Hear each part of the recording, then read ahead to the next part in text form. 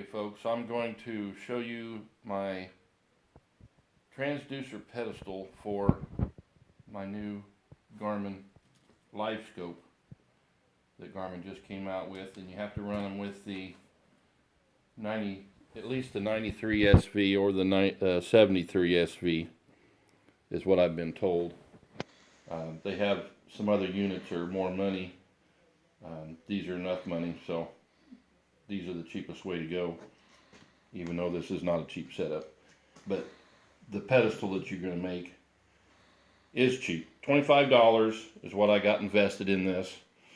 I'm going to show you real quick how I done it, and you can see here what I've done. This is a cross piece with 1.25" pipe. It's going to be 1.5" OD, but 1.25" ID. An 1.5" OD. So you buy the cross and you buy 4 caps just to keep the water out. You don't have to, but I did.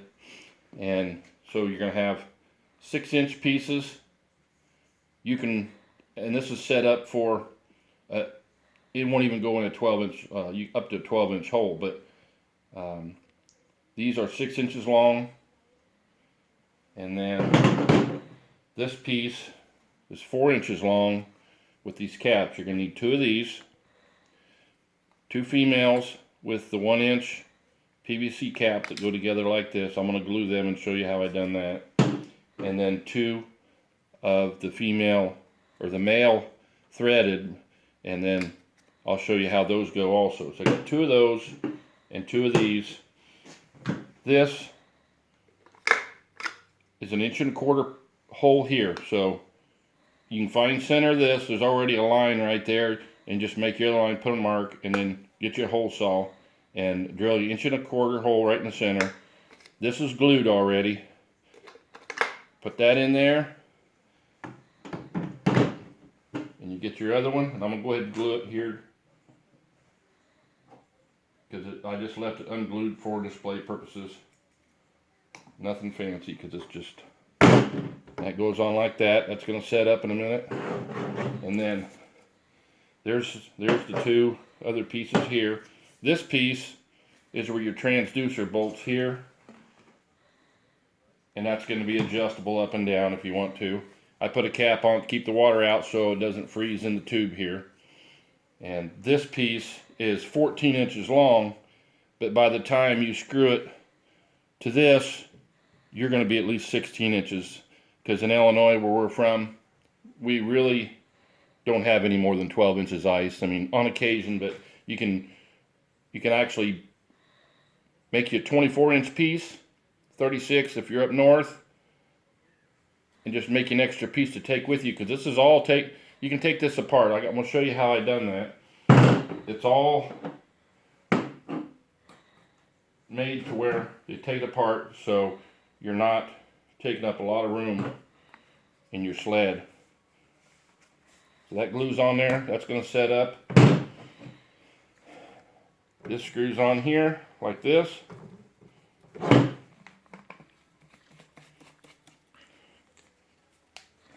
And this is going to turn, and I'll show you how that works also.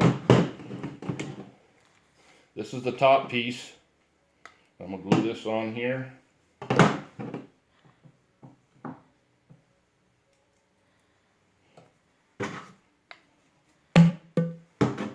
Like that. This is the top piece. This piece is 4 inches long with a cap, and this is where you point. Once you get this on there, this is going to point in the direction, so wherever this is pointing is where your live scope is pointing. So that's glued on, I think. Nope. Yes, that's glued. Then this is going to screw on here.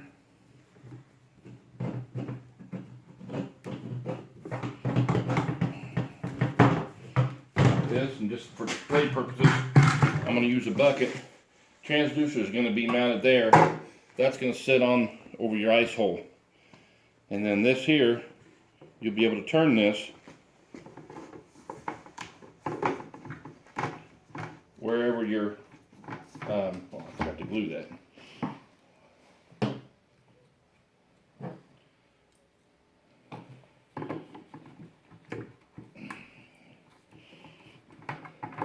So you'll be able to turn that to scan for your live scope. So that's the stand right there that you're going to put in the ice. Pretty simple and easy. I've seen a few on YouTube that I didn't really care for, look kind of flimsy. You could actually possibly go with the smaller tubing for this if you want to. Show this right here. This is the reducer. This is a 1 inch here and a 3/4 here. You can do a 1 inch or 1 inch or whatever you want to do, but I found the 3/4. I didn't need a bigger piece here, so this is all what I already had. I just bought a cap for it. But it just turns like that. Pretty simple and easy. And then when you're ready to transport, just unscrew that. Unscrew that. And this is what you got. Transport right here. That's all you got. And then this is the box that I bought for it. It's going to be pretty simple. The black box that comes with it. This gets mounted in here. I'm going to go wires up like this. This gets screwed into there. I haven't got it done yet because I just bought the box yesterday. And it's got enough room that you can actually put your transducer, of course the transducer goes there, you can put your transducer in here right along with your live scope for transport. And then also you got enough room to put your Garmin right in here also. The battery goes in here too. So you're going to have enough room for everything right in here in this box. Okay, and then I'll show you the way I'm going to mount this. This is a Plano box that I bought at Bass Pro, a field box, $40. I didn't really care for this, but I found a use for this. This is the mount. I'm going to mount that right to this little flapper here. And then of course your Garmin will go right on here, so I can sit that right in front of me and watch my screen.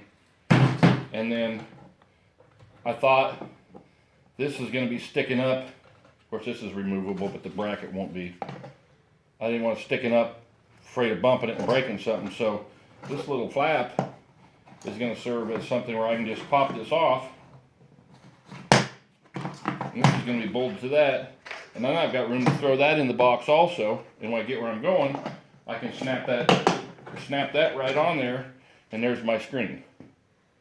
So that's just what getting ready to set up. I think it's going to work good. Hope you find this useful.